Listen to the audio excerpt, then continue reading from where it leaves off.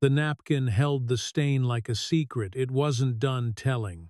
Chandeliers purred at a lower frequency, the quartet's bow hairs whispering across string as if a hush had weight. Naomi shifted her stance by half a foot, a runner's micro-correct, and let the tray settle against her palm, the way a tether settles against a kite. She worked the perimeter of table 1, water lifted, water lowered, wrists making arcs so clean they might have been drawn by a compass.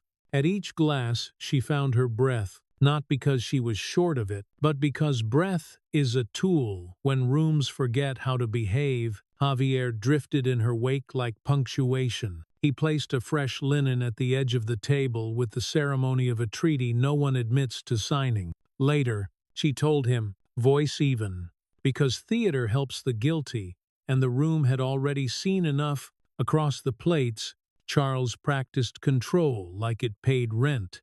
He adjusted his cuff and let his smile find the air 2 degrees above everyone else's heads. Integration in 2/4, he said, coating the word with a gloss he'd applied to uglier nouns. Elliot's water glass rotated a 1/4 inch, a tempo, not a threat. The language of men who solve without raising volume. His eyes were soft as rain over marble, the kind of soft that erodes mountains. A child's crayon rolled again, bumping her shoe, tiny wood-knocking stone with the confidence of a verdict. Naomi crouched, the tray rolling forward to hover at her shoulder like a moon over a city. She offered the crayon back with 2 fingers, and the boy accepted as if sworn in. The steak knives breathed on the linen and left no fog. Somewhere, a phone vibrated against a clutch and traveled through the table into bones. The sub-bass of 20 secrets deciding whether to become content. In the corner, the cellist found a minor color and laid it under the night. A shadow for the chandelier to think about. Please enjoy your meal, Naomi said to a cluster of investors whose faces had the sheen of men who believed applause could be scheduled. She leveled a wine, tipped a water, freed a napkin from a bread basket where butter had appointed itself king. Hands remembered things her mouth was not allowed to say. Balance carried the rest. Charles turned to the media man with the easy condescension of a surgeon explaining a scar. You're buying velocity, he said. A smile pulled taut like plastic wrap. Not just product. The junior exec at his elbow laughed on a delay. He reached for bread and missed the basket by an inch, his fingers tapping linen like a drumline that had skipped rehearsal. Looks good as new, he whispered to no one brave enough to disagree. Naomi laid the club soda square on the stain and pressed in small circles that could have passed for prayer. The red lightened from accusation to history. History is the only stain hotels tolerate. If you use the right tools, it never is, she said, an answer disguised as air. A senator's wife adjusted her pearls, and then her face, her hand found her drink with a quiet that read as practice. She glanced at Elliot, then at Naomi, and learned the order she'd missed. Oren measured the room like a man who'd learned to count in deserts.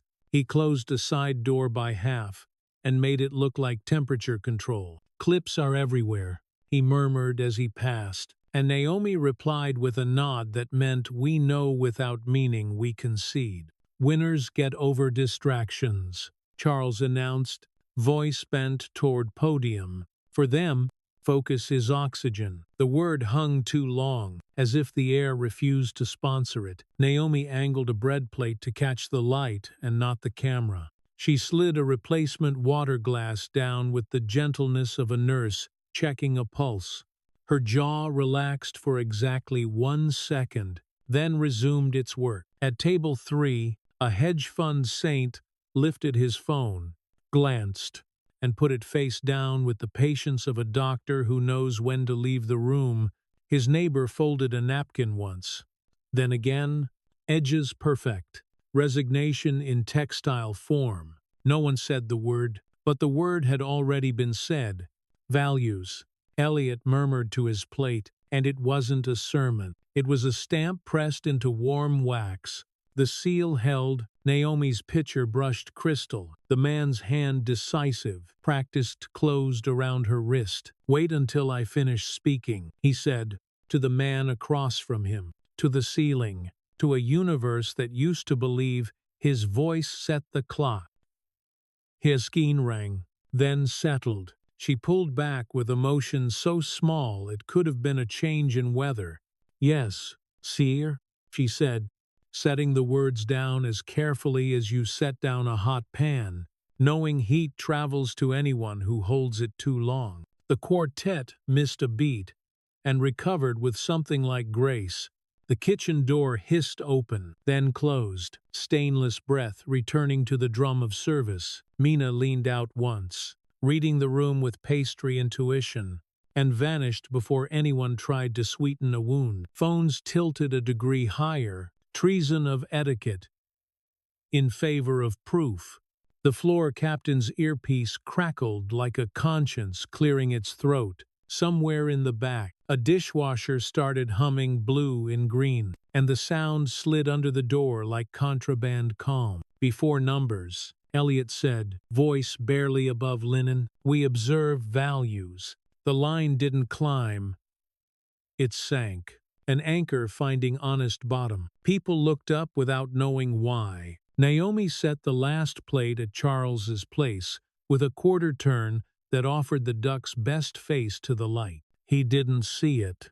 He was watching Elliot, the way a man watches a tide that used to obey. "Let's talk integration," he tried, putting cashmere over iron. The napkin on Naomi's tray held its faded wound. It looked like a map if you squinted, a continent that had learned where its borders ended. She folded it once, then again careful.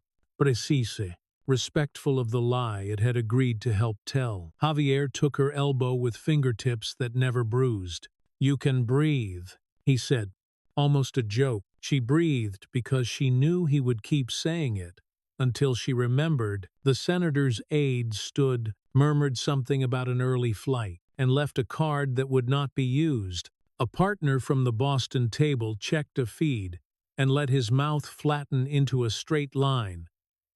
That meant we're done here. Chairs negotiated marble. The music found a bridge, with no lyrics.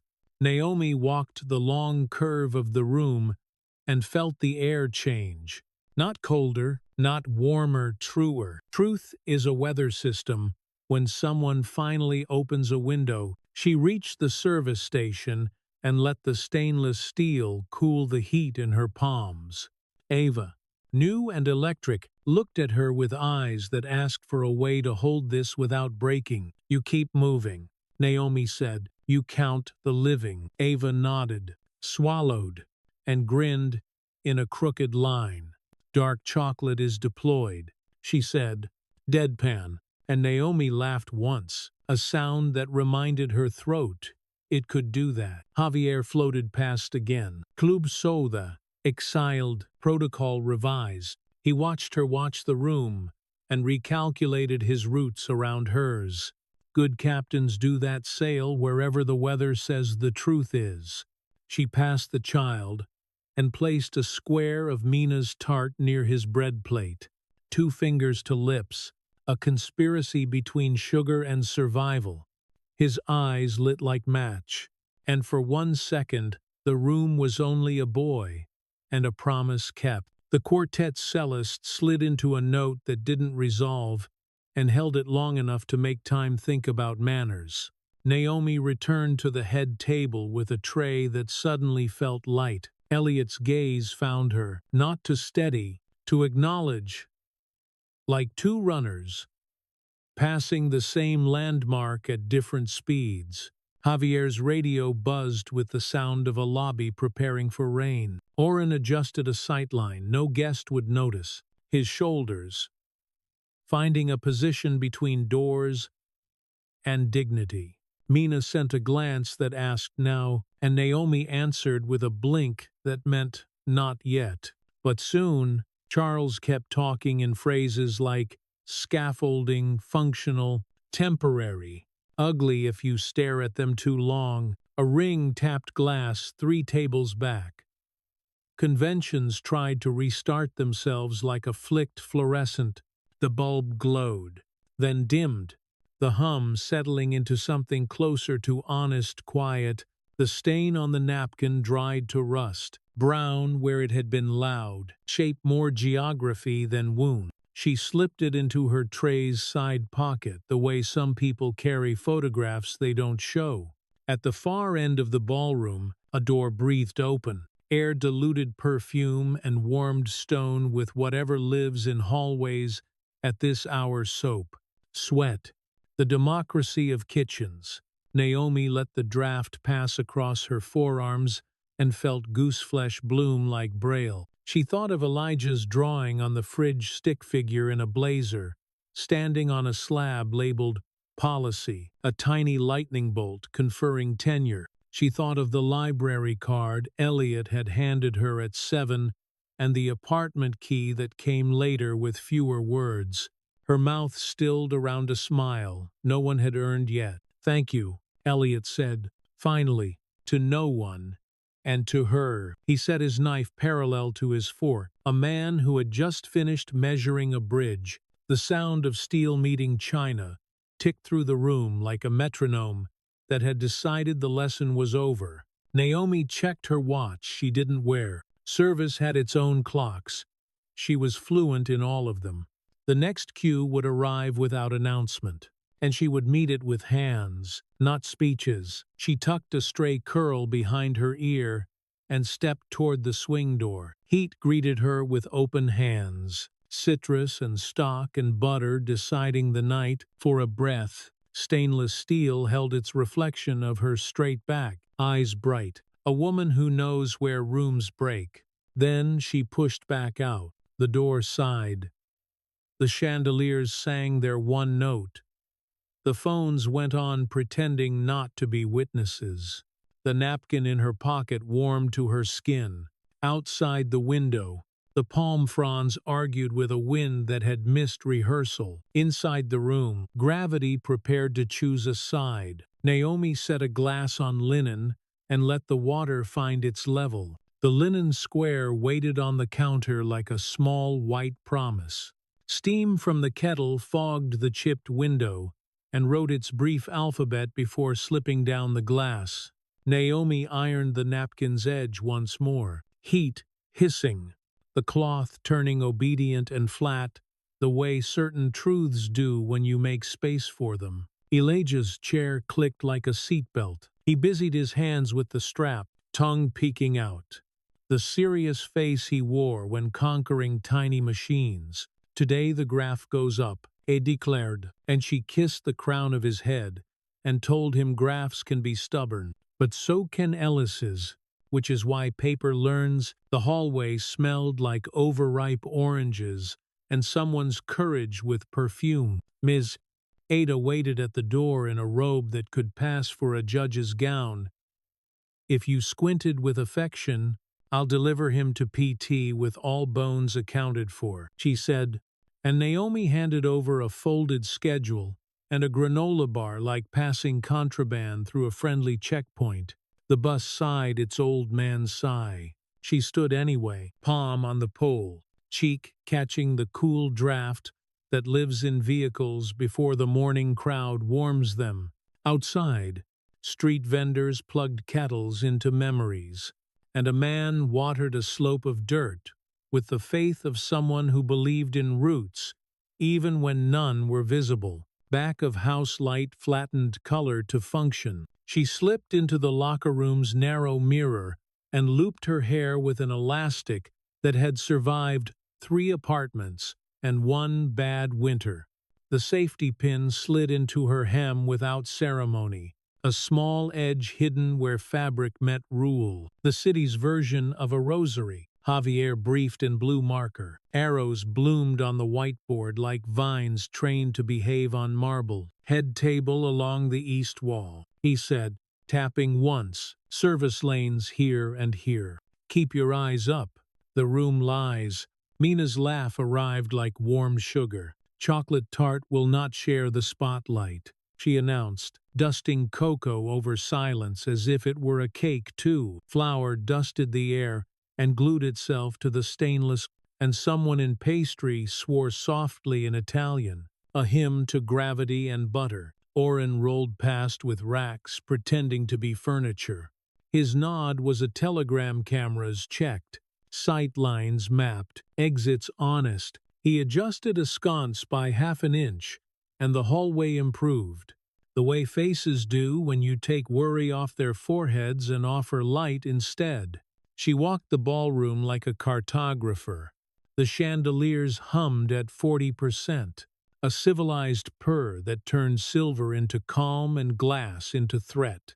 Between table legs and pedestal columns, she counted the places a heel could falter, the breath where a sentence could be intercepted, the inch that would separate respect from routine once bodies filled the space. The linen square rode in her tote, warm from the iron. She reached for it without looking, made sure the fold held, then let it go like a thought she could fetch later. Ava slid beside her with a server's hip check and a nervous smile, blue ink pen already leaking into her cuticle like responsibility. "You'll hear things," Naomi said. "Do I answer?"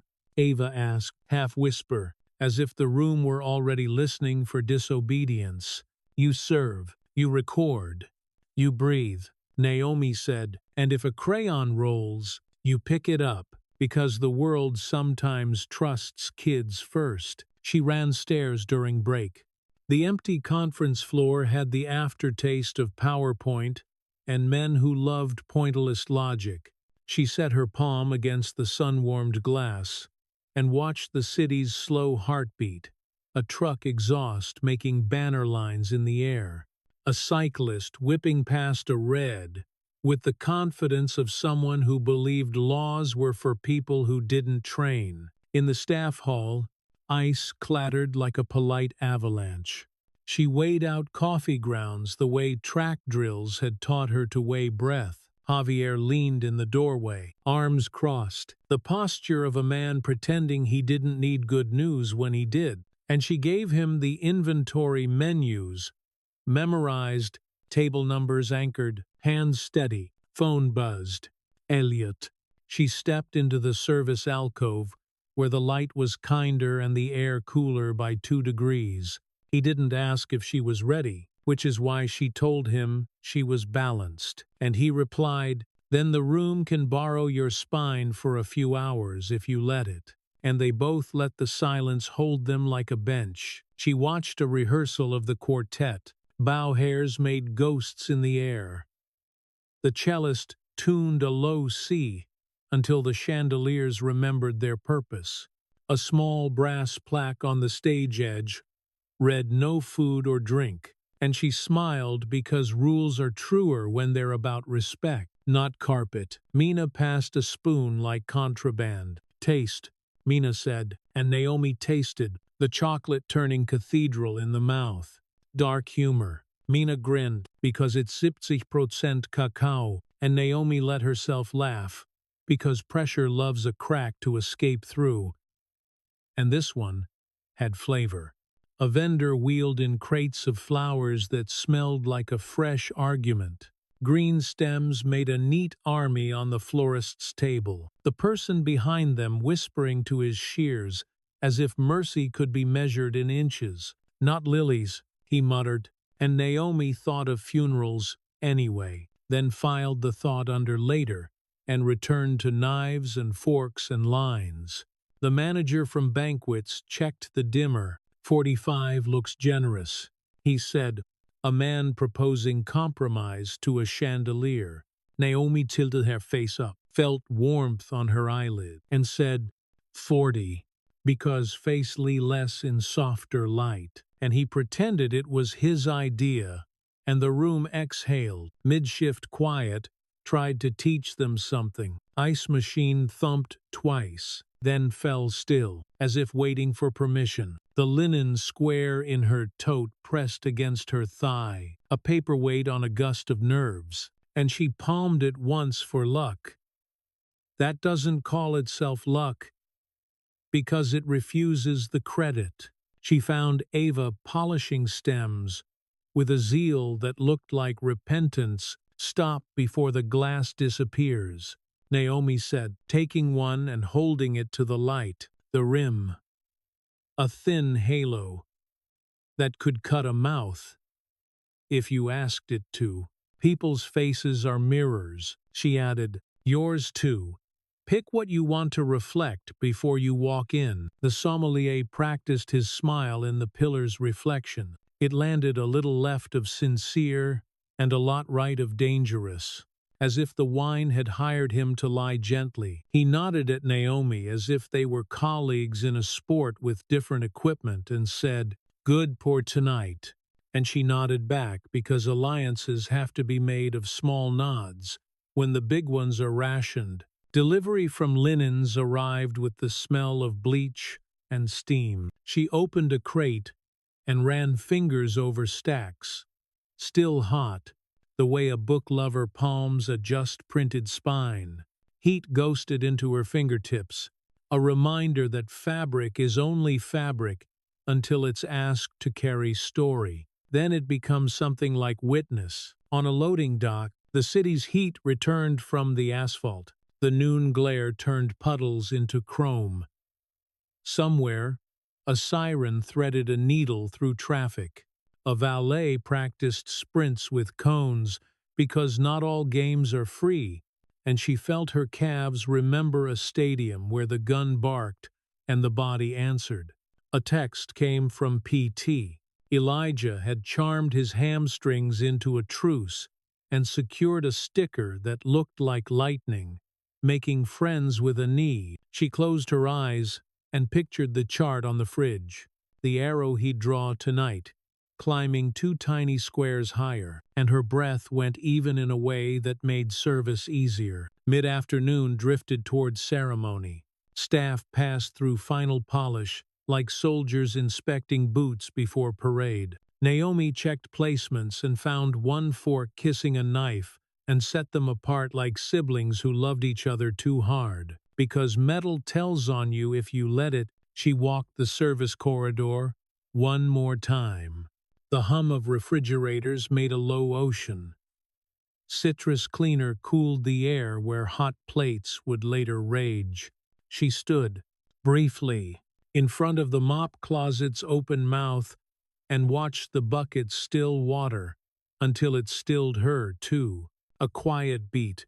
No one else needed to share. In the staff room, Javier passed out assignments like maps. Naomi, head lane, he said, not because she had asked, because the room had. Ava's eyes went wide, then focused, and Naomi pressed a spare pen into her hand and said, "Write names, not titles, names, hold people accountable to their faces." She called Ms. Ada between tasks. Elijah was mid-nap, his brace askew, his mouth crooked into the kind of smile that buys forgiveness wholesale. "Bring him home tired," Naomi said, and Miss Ada laughed and promised nothing, which was the only honest promise where children were involved. She prepped water like chess. Still here, sparkling there. Temperatures learned by touch, until the difference between 48 and 52 felt like the distance between welcome and performative. At the sink, cold bit her wrists, sharp and clarifying, and she let it, because cold teaches, heat insists. The linen square came out at last. She laid it on the prep table and folded the corners in, crease on crease. The napkin, now a compact theorem that had solved harder problems than stains. Ava glanced over and asked nothing, which was wisdom, and Naomi slid the square back into her tote because talismans do not work as spectacle. Her phone pulsed. Elliot again. Brief check. The kind that read like someone tapping a beam to hear if the structure rang true. "Remember," he said, "you are not understudy to anyone's character," and she carried that into the next room. The way you carry a key in your cheek when a door isn't trustworthy. Javier handed her the head table card stack, names in serif, places set like fates. A geometry of power printed with the calm of a press that never sweats. She weighed the stack in her palm and felt the outline of the night in the cardstock's edges, how cardboard becomes map when people treat it like country. 5 minutes to doors. Oren ghosted to his corner. The quartet tuned to something that could forgive a missed note. The maitre d' shaved a gesture off his smile and saved it for later. Naomi flexed her fingers and let the tendons answer. Muscle and memory conspiring under skin. The body's private counsel, granting permits for grace. A breeze threaded the perimeter and found her collarbone somewhere a side door hadn't learned to latch all the way. The hotel breathing in sync with the street. She lifted her chin and let the thread of air mark her, the way runners chalk palms before grip. And the napkin's small weight against her thigh felt like a signature landing on a dotted line. She took position at the head lane. Javier's nod matched her breath. And service, that strange theater of competence without applause, began to unroll its tape. Naomi glanced once at the mirror pillar and caught her outline a straight back. Even hands, eyes that had practiced seeing past faces and let the image dissolve before it turned into vanity. The first guests arrived, trailed by spent cologne. Heels stitched tiny needles into the rug. Jackets shrugged off the day in careful slumps. A man laughed too loudly, and then apologized to his laugh with another. Naomi met them with water, and the kind of smile that says welcome without promising safety. And her hands were steady because they had worked. She moved glass to glass. The quartet found a rhythm like walking uphill together. Ava miscounted a table and then recovered, a blush chasing her ear, and Naomi drifted close enough to absorb the misstep into her own flow, like current borrowing debris to hide it from rocks. A senator's aide adjusted a seating card, as if the alphabet offended him. Naomi slid it back with the pressure of a thumb and the physics of a suggestion. Right the first time, she said, tone more velvet than instruction. And he blinked and decided to agree, because agreeing cost nothing, and the room had already begun charging. The doors breathed again, night crept in, soft-souled and sure, the way guests with money walk on carpet they don't notice. Naomi's tote brushed her hip, and the linen square inside seemed to exhale fabric, remembering a pattern, and she smiled at the foolishness of attributing breath to cloth and kept it anyway. She tasted the air for heat. In kitchens, heat has stages: glow, sting, bite, burn. And this one hovered at sting, the safest kind of danger. Her palms carried chill from the water, and that small war at her skin kept her alert. The way runners stay honest by racing friends they intend to love after. Ava's voice reached her ear. Does it always feel like this? Ava asked, not stopping. Like the room knows something you don't? It does, Naomi said, stepping into the lane as the first plate lifted. And then it tells you, if you pay with attention and tip with kindness, the napkin would have its work later. For now it was weight and story, hidden and ready, personal turning, social turning, something with teeth you can't see. Naomi lifted 3 glasses with one hand, the metal kissing her ringless finger, and the quartet slid into a phrase that made the chandeliers consider mercy. Doors fully open now. The low thrum became a crowd, the scent of starched cotton and expensive soap and ambition humming just below language. Naomi set a final glass, squared it with 2 fingers, and listened as the room inhaled, then held that breath like a secret it was about to spend. Control was a temperature he set with his voice. Charles let the last syllable ride the chandeliers. Smooth as varnish and just as thin, he angled his chair a 1/4 inch toward compromise and imagined the room softening. The way wax leans when someone cups a flame too close. He found the senator with the practiced ease of a man spotting leverage. Compliance we can sell to the public. He said, smile, showing canine, not warmth. The aide, not the senator, lifted a hand halfway a semaphore for later, and Charles filed it beside names he rewarded and faces he endured when useful. His cufflinks caught light like signals, small gold squares, precise, corners crisp enough to cut. He turned one a notch, a ritual that used to align planets, and felt the familiar ratchet of anxiety, pretending it was control. Phones hovered at nap level. The quartet shifted a degree toward minor, polite sadness lacquered over rhythm. He could hear the tone rooms make, when sentiment moves ahead of strategy, a low-grade human hum that tells you the story is being written elsewhere, and you may not like your character. Trajectory. He told the Boston partner, vowels round as old money, not just product, culture that ships under load. He wanted the man to nod like a metronome. The man nodded like a courtesy. Danny sat diagonally, posture clean, dress blunt as a claws. She sipped water without looking down, eyes on him in a way that moved his hands a fraction toward honesty. The smallest nod from her, almost imperceptible, meant land it not bigger, not louder, just down. He rose a half-inch from his chair. Winners get over distractions. He offered, expecting the room to take the scaffold and decorate it. The word distractions hung too long. The air refused to carry it farther than his own teeth. He saw two screens lift, as if praying, not aggressively, just lit. The soft glow of judgment taking notes. He resented counting brands, and did it anyway because wealth is a language, and he had built his mouth around it. A waiter cleared a plate, as if easing a bomb from a crowd. Silver touched china, and made a sound like a clock, giving up the hour. Charles locked eyes with the media man, who enjoyed watching men try to keep their reputations in a glass without using hands. Attrition, the Boston partner asked, unfriendly as weather. Industry standard, Charles said, tone bored with the question he'd written into other mouths for years. Pride tried on irritation and found the fit too tight.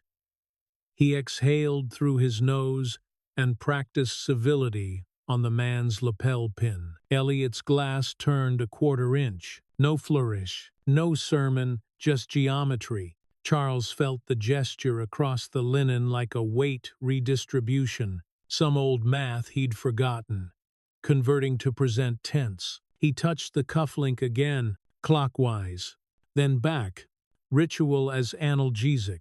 He noticed his hands were too clean, the nails manicured to zero, the cuticles neat. Hands like that forget to grip the thing that saves them, and the thought irritated him because it arrived uninvited and stayed. Danny's phone lit, then stilled. She didn't look. She met his eyes and let a blink carry the message. Trending. Everywhere. Already.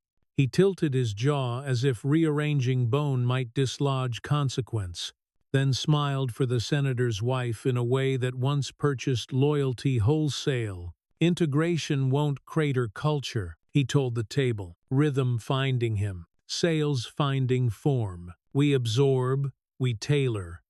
We respect the local minimums while rebasing to a higher mean. He heard himself and pictured the transcript, jargon, trying to outrun oxygen, and pushed on, because speed had always been his religion, and he was not a good apostate under pressure. The room stretched and did not yawn. A chair leg whispered across marble. A purse clasp closed with the finality of policy. He had a sudden stupid memory of a dorm couch splitting under him one winter night, Springs giving with a sigh, and how he laughed then because falling felt like movement. This did not. Donnie's hand brushed his wrist under the linen. Her finger traced 3 words in ink that would later stain his cuff. Don't escalate now. He looked down and loved her a little for knowing how to write on him without leaving a mark. The room could read. He adjusted his stance. The Boston man studied his water like an oracle, less messy than people. Margins, the media man asked, tone pleasant as poison in tea. Breed, Charles said, the word tasting wrong. The second it left, he smiled to clean it, and the smile did not oblige. Outside his peripheral, a mirror pillar offered infinite copies of this table, each with a slightly different verdict. And for the first time he wanted to step into one of the other rooms and swap places with a version of himself who had chosen a different line. Let's talk integration. He tried again. Gentler now. 2 quarters. No, layoffs. Lift in cross-sell without cannibalization. The senator's aide stirred his ice like he was auditioning for a role called Concerned, and Charles stored the irritation where men keep their gratitude for use when necessary. Elliot set his knife parallel to his fork. A small sound, absolute. Conversations lost half a breath.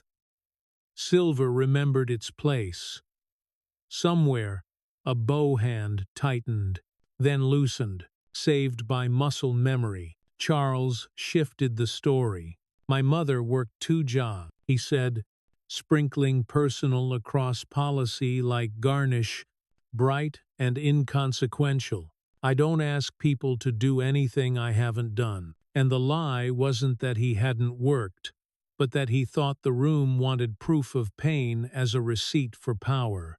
A junior exec at his elbow smiled too long at his bread. Loyalty shaped like fear, useful, breakable, something he would have replaced next quarter if he still owned next quarters.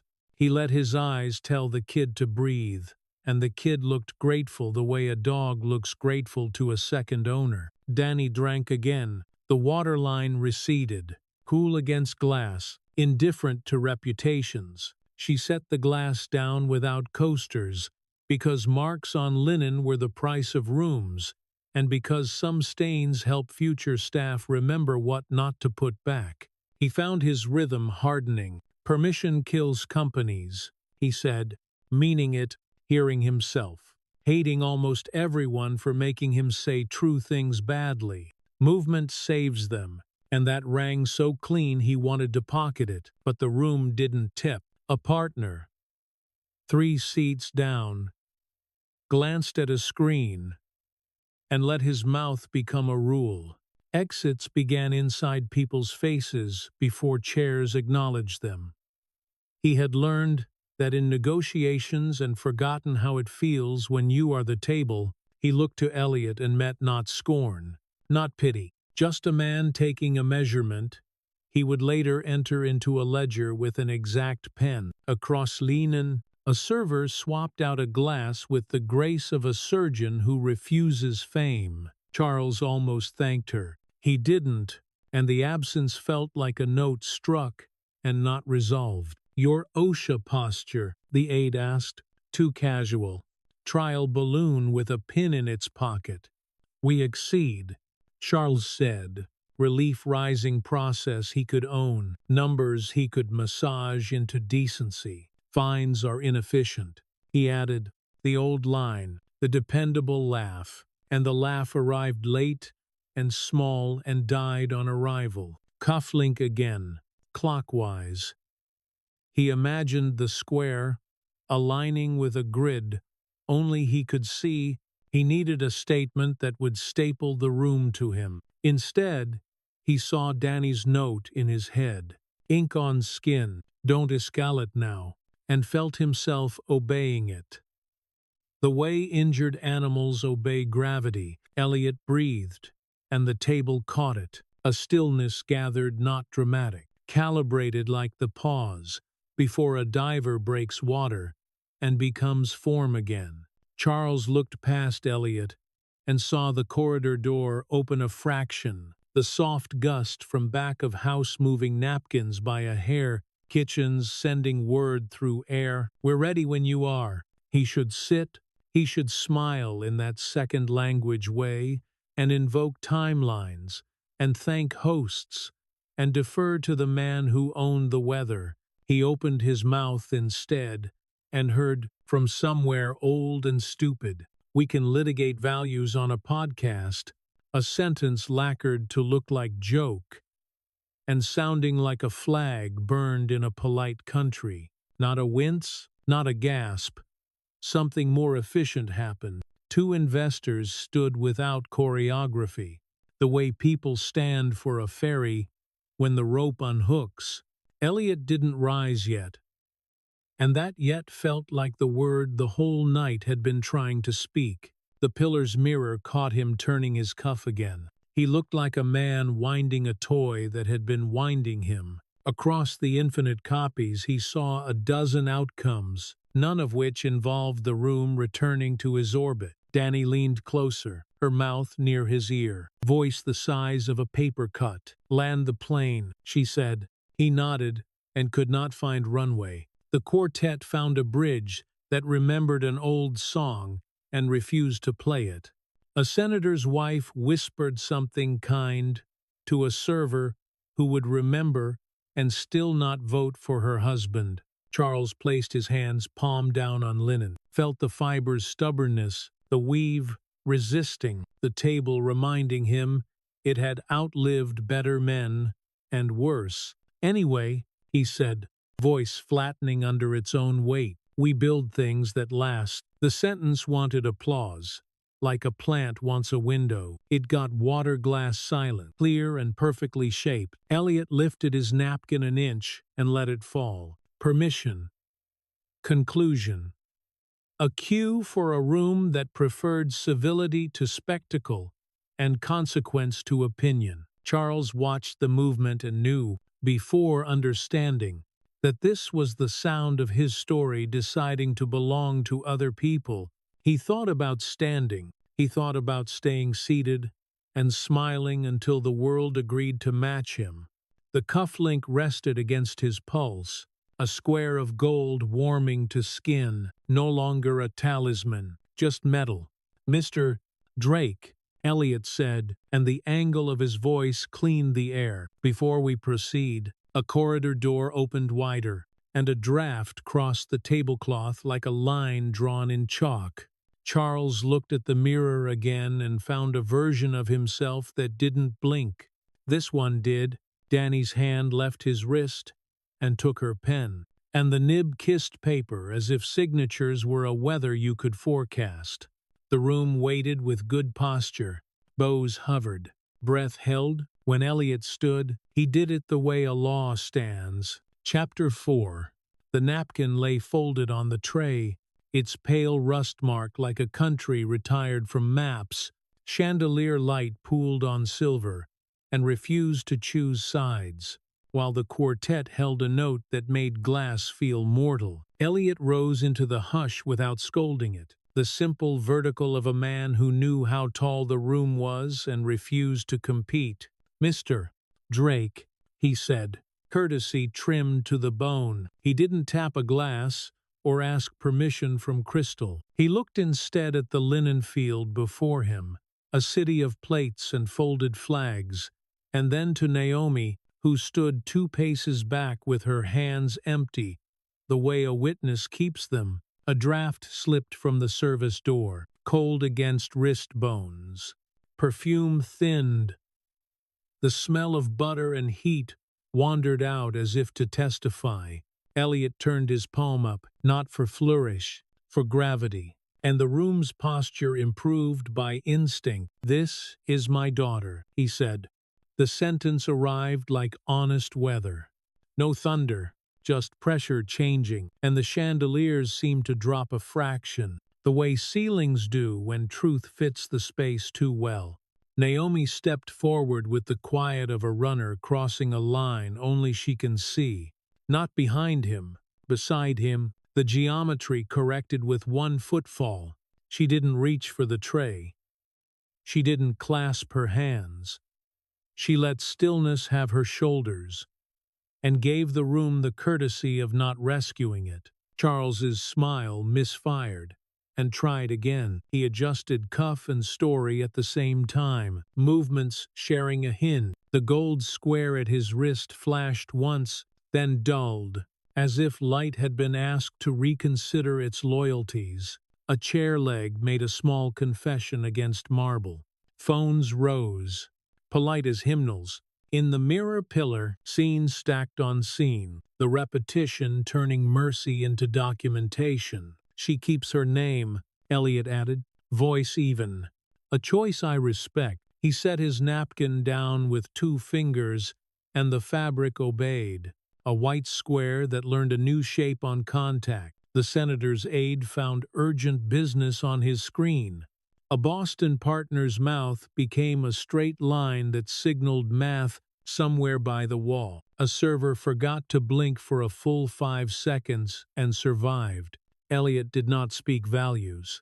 He let the room think them, which is louder. His hand fell from the table and hung at his side, loose, the gesture men make when they are deciding what they will never do again. Naomi's breath hitched once, then settled. She found the child with the chocolate and gave him a look that says, "It's still dessert even when the world isn't." He nodded, solemn as a clerk, and guarded his square with both palms. "I prefer not to proceed," Elliot said, and air tightened. A belt cinched 2 holes. No flourish, no legalese.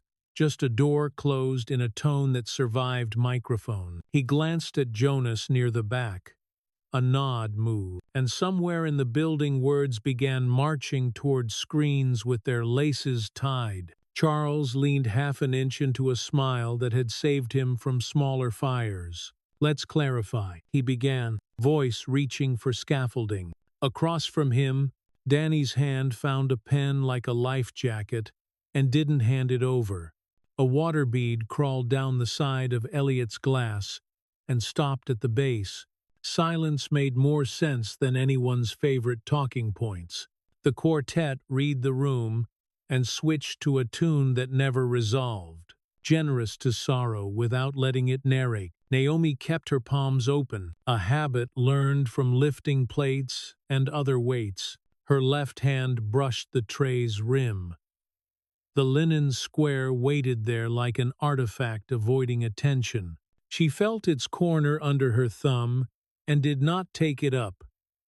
Talismans work better when you don't ask them to perform. One investor stood, then another. As if the carpet had posted instructions, they were careful with chairs. The old religion of manners performing last rites. Elliot's assistant arrived at his shoulder. Breath, mint, and notebook. A weather report tucked under the top page.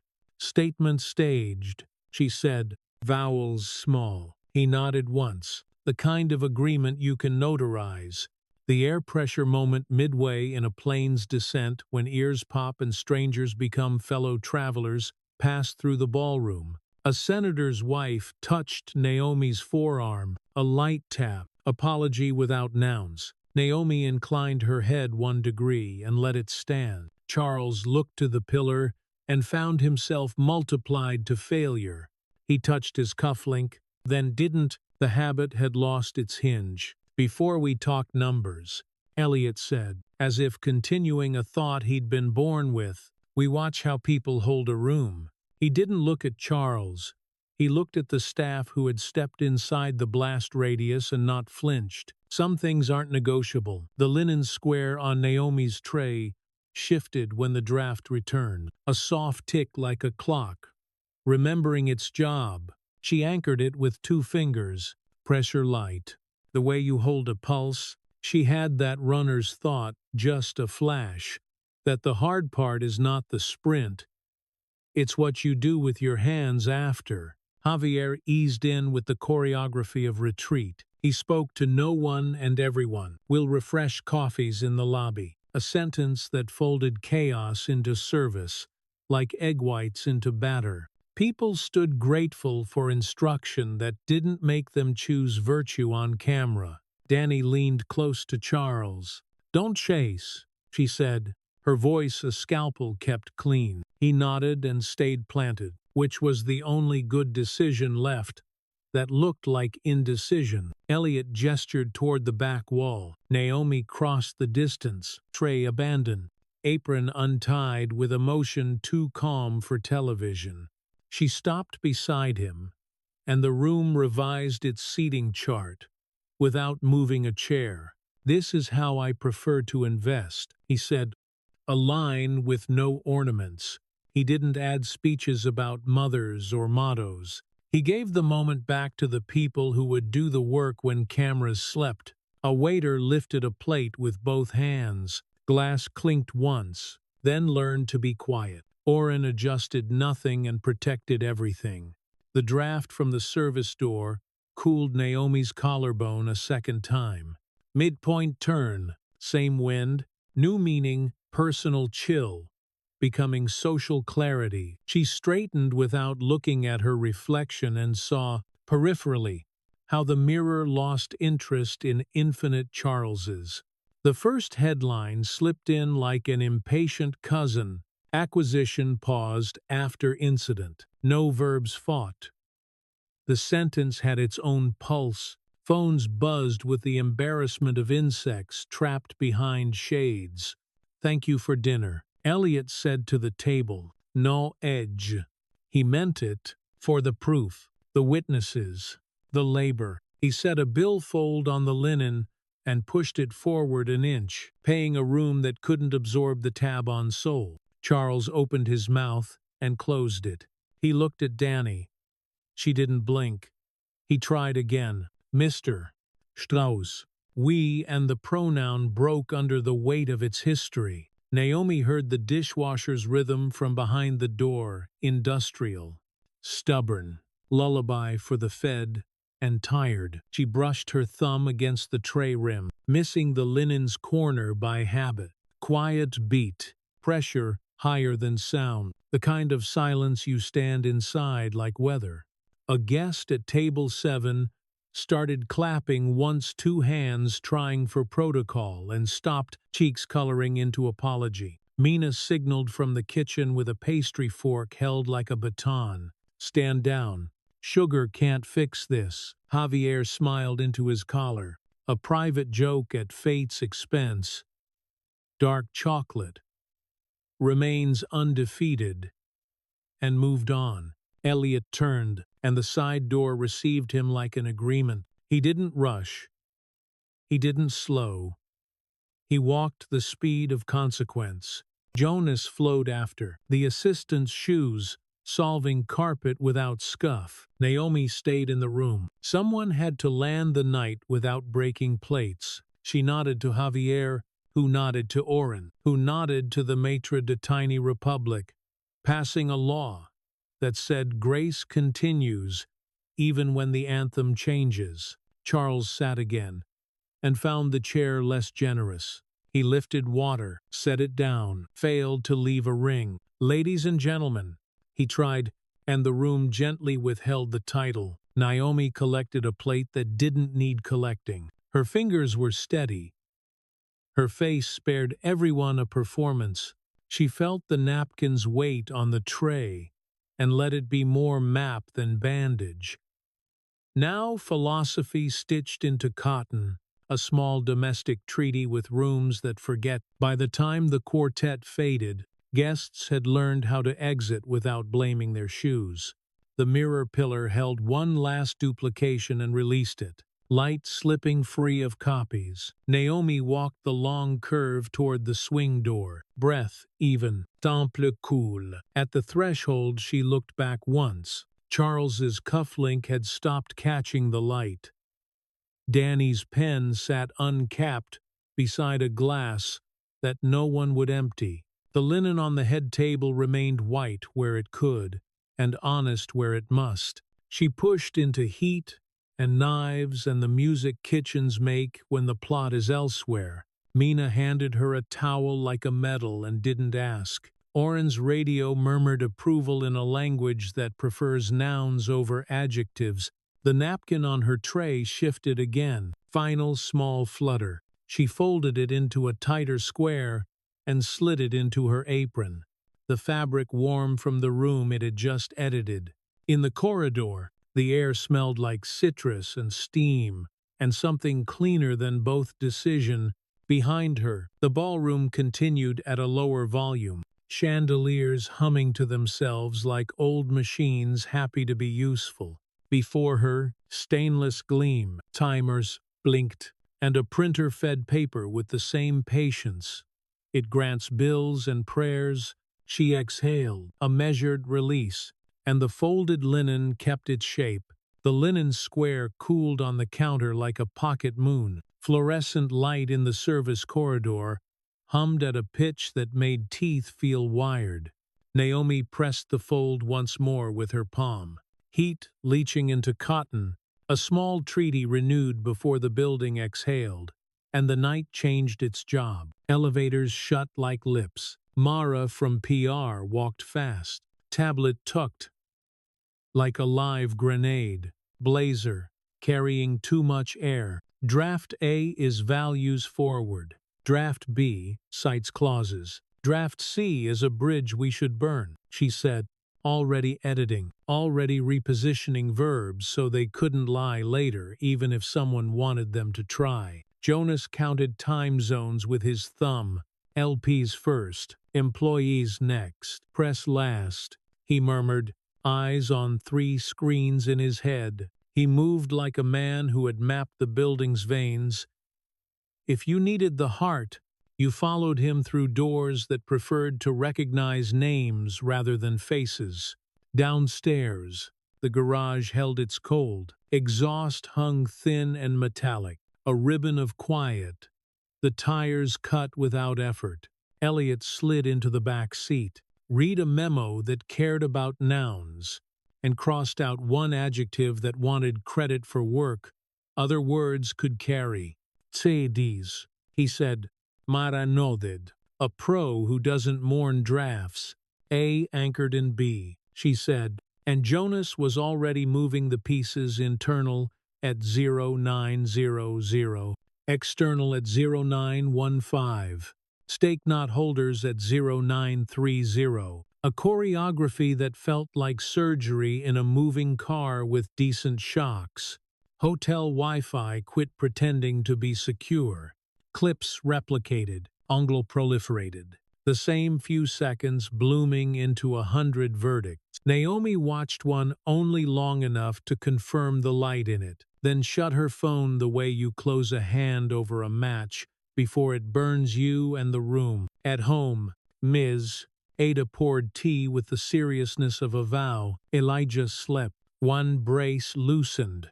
The lightning bolt sticker still loud enough to startle. Go write your sentence, Ms. Ada said, and Naomi did, at the kitchen table, pen scratching next to the ironed square, words stripped until only scaffold remained. We don't trade where dignity is optional. The board chair underlined 2 lines with a red pen that had tasted blood. Duty of care. Duty of loyalty. Her kitchen scale sat next to the printer like a joke without malice. Flour dust on the counter turning signatures into a recipe she could finally live with. Chain of custody, Mara said. No rumor, Elliot said. They cut a paragraph that tried to sound courageous and replaced it with timestamps. Names, evidence vault, the ugly beauty of a record that would outlive the day and the people who wanted to narrate it. Jonas mapped a grid, whistleblower line routed to a third party, phones staffed by strangers with gentle voices and legal mind. He pinged security soft coverage, not theater. He pinged HR listening sessions with facilitation, cameras off, titles off. He pinged ops no retaliation, written, signed, read aloud so the walls could hear. The linen square cooled again. Naomi touched its edge and kept writing. Educate. Warn, remove power. Remove access. The latter made sense on paper. It would make enemies in rooms that thought ladders went only up and she let that knowledge live without filing it under fear. Bridge statements are for cowards, Mara said to the glass, practicing the line and then deleting it because she hated useful anger that leaked into copy. Values. Klause. Action. She told her team, pencil tapping the word action like a metronome. A junior writer asked about tone, and she said, adult, and the junior relaxed, as if he'd been given permission to stop auditioning for a job he already had. Elliot opened a live doc and took the first paragraph's spine. We paused, not for optics, for principle. He stopped there, because everything after that was detail and consequence, and he'd learned over a lifetime which one you announce, and which one you simply do until they become the same. Naomi rinsed 2 bowls and set them to dry. The tap quit dripping because she asked it nicely, knuckle to the faucet's chrome. She wrote glossary, consent, escalation, witness, retaliation, remedy plain words. She refused to leave to rumor, and she printed them in a font that didn't dress up for company. A text from an engineer she didn't know vibrated the table. Does it matter what we say tomorrow? She sent back. Only if we keep saying it when no one is watching. And the 3 dots that followed disappeared and returned until they finally resolved into a quiet okay that looked like a person choosing a smaller key and the right door. At 11, Sushati. The board voted in a room that smelled like old wood and lemon oil. Suspension pending independent review. The motion passed without drama. Drama is what you save for theater when you're trying to fix a building that had confused applause with structure. Shirar. Chassis. Access revoked. Systems logging the exact minute. Vanity lost its badge. The IT head watched the cascade and felt nothing like triumph. He still wrote the commit message with care. Remove admin privileges per board ons. 47 vote. Chain logged. Audit trail. Immutable.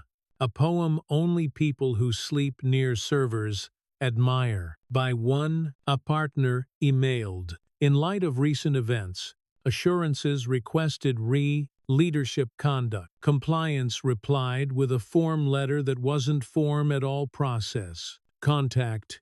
Enforcement letter. Publication promise.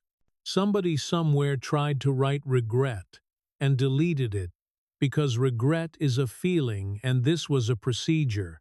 Dawn flirted with the blinds. Naomi added a line. Power imbalance is an aggravator, not a defense. She stared at the words until they stopped trying to be brave and became rule, then saved the file as notes human, because manifestos tire her and manuals get greasy with use.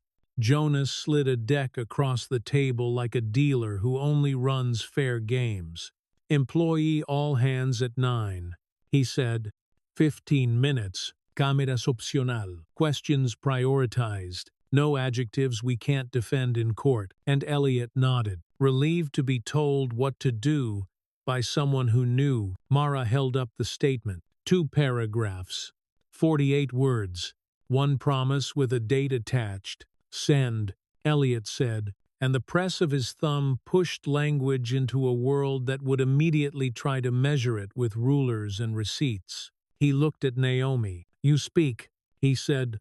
She shook her head, then nodded, because saying no to screens is a luxury, and the building had run out of those right around dessert. The linen square warmed under her hand. Midpoint, same cloth, new job, no longer a bandage, now a standard. She tucked it into her tote, not for luck, for spine, and walked toward the small room with the glass eye. Pam's dry, mouth steady, back choosing straight because it wanted to, not because posture was a performance. The camera's tally light went red. Jonas counted down with fingers. Not voice. Elliot led with 4 sentences you could notarize. Naomi followed with one she could carry. We measure ourselves by how we treat the people we don't think we need. And the pause after, it felt like a room learning to count again from one. Questions rose and fell. What happens when it's legal but wrong? We stop it anyway, she said. And Elliot added the budget line where stopping gets paid for, not preached. She walked out of the light and into a hallway that smelled like coffee and printer heat. Mara gave her a nod that was better than praise. Jonas checked 3 grids and said, LPs largely supportive, employees mostly relieved, press behaving like press. And Naomi let her breath fall in a way that didn't invite applause. Back home, Elijah was awake and proud of a sticker shaped like a tiny check mark. He pointed to the graph, climbing the fridge in minted green. Up, he said. And she said, up? And Ms. Ada made a noise that could fix a day, and usually did. Her phone buzzed with a voicemail transcript from a number she didn't save. I'm sorry for what I said. She archived it, because mercy without boundaries is hunger, and she had fed other things first. Evening crawled in through the blinds like a polite cat. She wrote the enforcement steps on a sticky note and stuck it above the sink where steam would test the glue. Educate, warn, remove power, remove access. The world's shortest ladder, built in a kitchen that had learned to hold policies and leftovers with equal care. Jonas texted a photo from the warehouse, a clock over a bathroom door, uninstalled, leaning against a trash bin. She replied with a lightning bolt emoji because she allowed herself 1 cartoon a day. Then she drafted a note to the floor leads. Minutes are human, not inventory. You know this. Now it's written and hit send before courage strained into rhetoric. She thought about the sentence she'd said on camera. It needed a place to live besides pixels. She wrote it, in her own imperfect hand, on the linen's inner fold, with laundry-safe ink small, hidden, permanent. A philosophy tucked into cotton the way some people hide money in books. They loan only to the trustworthy pre-climax. The building quieted. The copy room clicked, then rested. The espresso machine purred and forgot. In the lull, she leaned her forehead against the cool window glass and let the city press back. 2 surfaces learning each other's temperature without the negotiation of words. A ping from legal. The independent review scope finalized. Interview list attached. Timelines real. Sorensen added a line Naomi liked. Rationale not based on optics. She underlined it twice, because some phrases deserve bruises to remember where they came from. All hands replay pinged. Comments rolled. Thank you for not talking down. Feels like a real plan. Not a poster. What if clients leave? Elliot answered the last one. Some will. He typed. Will carry the price. And the room inside the thread settled. Not satisfied. Just anchored. She fetched the napkin and laid it flat. Rust mark a faded continent. Closing echoes have to earn themselves. She didn't force this one. She folded edge to edge, pressed the crease with her thumb, and slid the square into the tote. Cotton holding ink holding a sentence, the sentence holding the weight a building had tried to dump on a single shoulder and found a pair. Night cooled. Traffic made a low river 3 floors down. Naomi turned off the lamp, left the sticky note above the sink like a small lighthouse, and stood a breath longer in a room that now contained policy drafts, a sleeping child, and a napkin that had stopped pretending to be just cloth. The red dot glowed like a tiny wound that wouldn't clot. It lived in the black glass of the apartment's entry camera, steady as a heartbeat you forget to notice until the room goes quiet. Charles stood in the kitchen with his palms on the cold stone. The city's late traffic, moving under the window like a river, that refused to learn anyone's name. His phone jittered toward the edge of the counter. He let it dance, then trapped it with 2 fingers, the gesture of a man who has saved more than one thing too late. A voicemail transcription stacked itself into rectangles that read like verdicts written by polite machines. Danny arrived without perfume and with a folio. She placed it on the island, opened it to 3 still frames, each catching his face at a different millisecond of a sentence he wished he hadn't owned. "Pick the least dishonest," she said, voice dry as printer paper. He stared at the frames until they stopped being him. After a while, they turned into geometry angles, shadows, the white gate of teeth that had never once been a door when he needed one. "I don't trust my eyes," he said, discovering the truth, like a bruise under a sleeve. "Trust process," she answered. "The board statement lands in 90, she added, checking a clock without looking. "Counsel in 10. The knock was soft, then softer. Aruna stepped in with a legal pad that had seen worse and dressed better. Gaze. Taking inventory without accusation. "We will admit what happened," she said, setting her pen down as if it could hear. "We will not litigate context." He poured water. He wouldn't drink. The glass sweated, a ring forming that would dry into nothing if left alone long enough. "I could say," he began, and Aruna shook her head so gently it felt like mercy. "Euphemisms protect the speaker, not the harmed," she said. "Own the noun," Danny added, opening a case with a lav mic and a ring light that made the kitchen tile look like television. The red dot above the door stared over their shoulders, unblinking. They built a small studio in the corner by the bookshelf. Tripod, light, teleprompter set to blank, a chair that didn't squeak because Danny had chosen it. Joel, the media coach, slid in like a weatherfront black t-shirt. Quiet shoes. The calm of someone who had seen shame become sentences that at least didn't make things worse. "Look here," Joel said, tapping the lens as if teaching a child to find the horizon. "Not at me, not at yourself.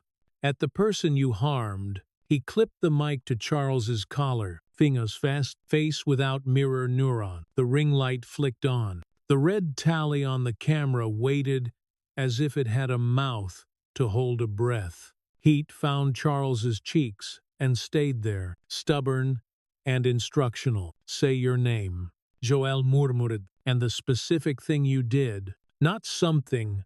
The thing?" He tried. "I used a racist slur," he said, the syllables like gravel that had lived in his pocket too long. The sentence left his mouth and didn't return for repair. "Again," Joel said, softer. "No edits, no hedges, no alibi disguised as insight." Charles nodded once, a muscle, learning new math, and found the lens. "I said a racist slur to a woman at work," he repeated. "I believed power insulated me. It doesn't, it shouldn't." The line surprised him by sounding like a fact instead of a plea. Aruna watched his hands. They were still on the tabletop edge. Knuckles pale, tendons pulled like bad strings. "Step down operationally," she said. "Not a suggestion. A map." He blinked. The ring of light rested in the glossy tile like a counterfeit moon. "Say it," Danny prompted, as if the word could teach his mouth how to be a person. "I'm stepping down as CEO," he said. "I failed the minimum," he added, and Joel let the silence after it sit. Because penance that rushes reads as a pitch, they ran the take twice more. Worse each time for the acting that tried to sneak in. "Use the first," Joel said. "It has air." He killed the light, and the room lost a layer of false day. When the upload finished, the red dot above the door looked brighter. He wanted to unscrew it, but surrendering witnesses had become a habit he couldn't afford. "Email to staff," Danny said, already half writing it with her eyes. He walked to the sliding door and pressed his forehead to the glass. The pain was cool and honest, a tiny correction to skin that didn't know what to do with heat anymore. Words gathered, then refused formation. He sat, opened a blank message to all, typed as if each letter cost. I failed you. I made rooms smaller by how I carried power. I'm stepping down today. Stay for each other. Not for me. He deleted, rewrote. Stripped adjectives, left spine. I'm sorry. I harmed what we built. If you stay, it will be despite me. That is just. He sent it before courage had time to become strategy. For a moment, the apartment felt like a held note. Then the phones woke with the joyless enthusiasm of smoke alarms. The board statement landed. Independent review. Suspension effective immediately. Publication of findings. Aruna nodded at pieces she'd placed, like a mason feeling for level in the dark and trusting the brick. Danny packed the small studio in the same order she'd built it. She left the light for last. When it clicked off, the kitchen regained its ordinary betrayals. Microwave clock blinking 12. Lin Ling. Grout line he'd never noticed. The hum of the fridge, reminding him, machines survive you without ceremony. You will get offers, she said at the door. Panels, podcasts, redemption arcs for rent. Say no, she added, and smiled without showing teeth. The closest she came to a joke. At least until you learn to apologize without needing witnesses. The apartment closed behind her. The red dot watched. He turned it off, then back on. Because darkness didn't feel like honesty. It felt like cheating. He tried the couch and failed. The cushion held a shallow he'd worn into it during years of victories that taught his body nothing. He stood, paced the hall once, ended at the sink like a man whose map always leads to water. He wrote to legal, publish the review when it ends, names redacted, facts intact. It read like a dare to his old self. Aruna replied 5 minutes later. Unusual. Approved pending board. The period felt like a small, necessary wall. Headlines tiled his screens anyway. He skimmed. Not for pain. For dit? Suspension. Apology video. Deal D's. The fonts made it look like weather. He thought of writing to her. He took a pen, not a phone. On a clean sheet he laid out a sentence that did not ask for anything. You didn't deserve what I made in that room. I am sorry. He folded it once, then again, because paper wants to become smaller when you tell it the truth. He did not address it. He put it in a drawer with keys that opened nothing he could responsibly enter. The red dot kept its small prayer. Sleep didn't come.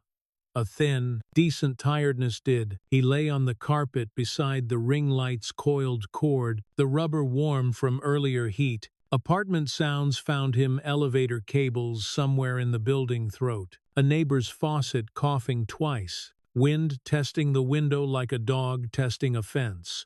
In the morning, he put on a jacket without cufflinks. Weight at the wrist felt like a boast he couldn't afford. He walked to the office to gather things that meant past tense. Security nodded once and moved his eyes back to the middle distance. The lobby had the clean, false calm of places that expect to be forgiven.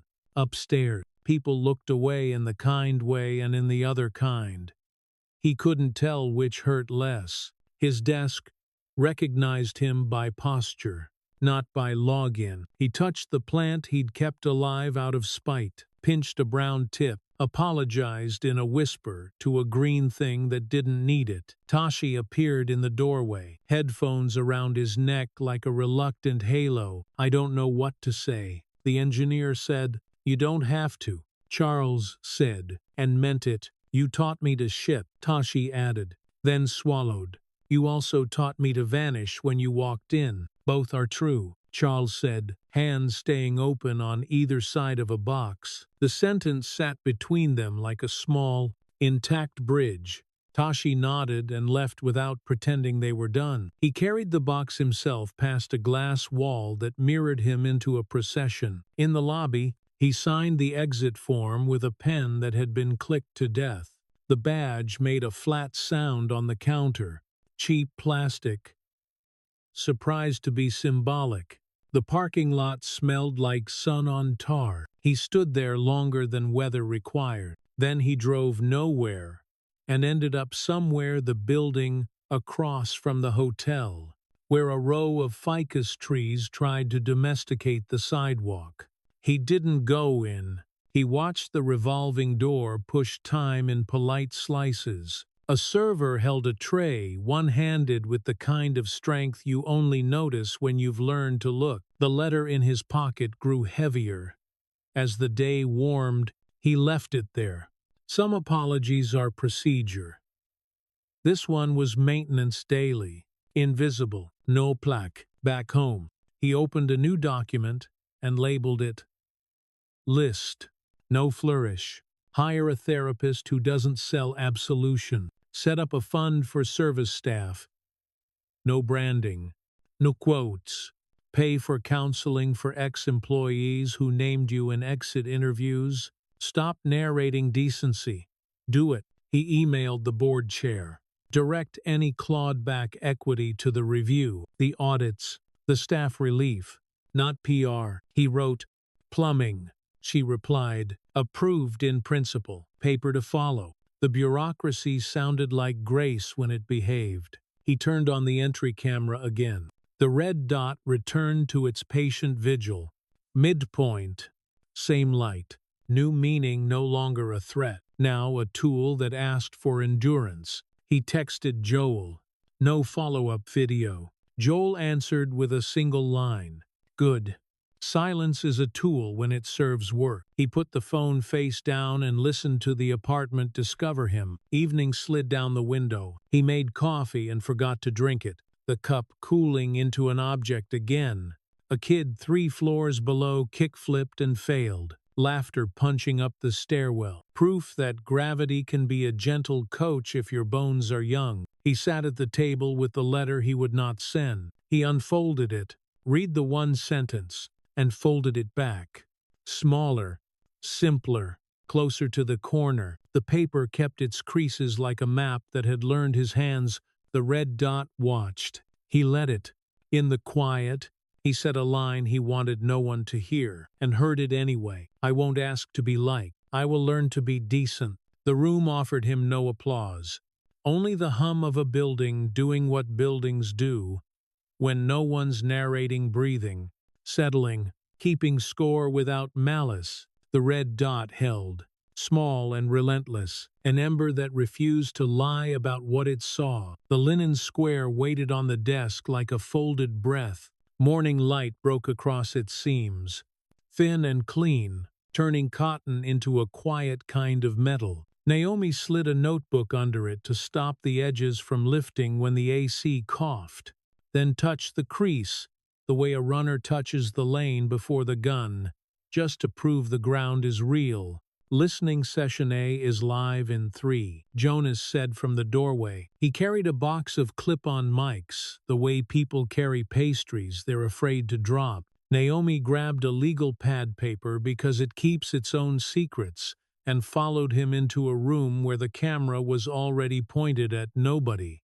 Tiles bloomed on the video wall, faces with first names and time zones, where surnames should be. Jakarta, Dublin, Austin, Warsaw, Kira night shift, Mo warehouse, Liam custodial. A facilitator from an outside firm ran the preamble in a measured tone. Cámaras opcional. Titles off. What you say is yours unless you ask us to hold it for you. We'll hear 2 problems for every solution we propose, Naomi said. Her voice carried like water, poured from shoulder height, clean fall. Soft landing, and we'll publish what we heard and what we do about it with dates, not adjectives.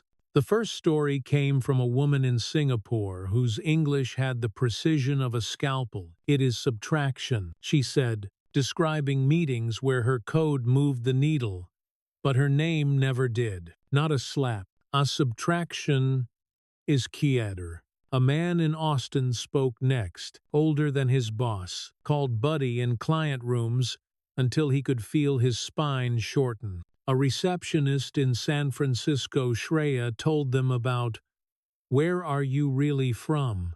and how she sometimes said "Daly City" just to watch a stranger's face try to solve a puzzle that wasn't theirs.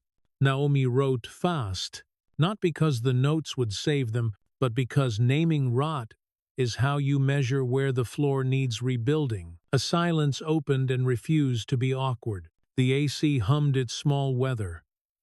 Someone's kettle hissed through a laptop mic like a distant train.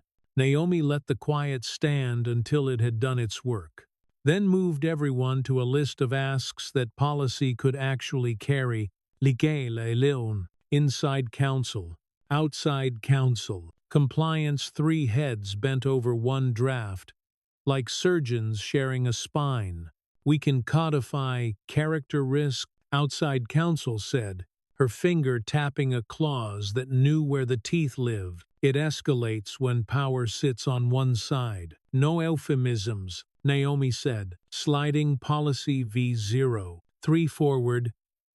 Education, warning, remove power. Remove access. Not coaching if we mean consequences. Sorensen from compliance didn't smile, which for him passed as a standing ovation. Operations sent a man who smelled like data centers and jet bridges. "We'll measure this," he said, as if measurement could forgive anything. "Measure and pay for it," Naomi answered. "Otherwise, we're hosting a poster session." Afternoon heat sat on the valley like a hand. The distribution center's air tasted of rubber and effort. Fluorescent bulbs hummed with the stubbornness of things that never get thanked. Naomi walked the aisles and asked the questions that matter. Where does it hurt? What breaks first? Which minutes are stolen? And where do we take them back?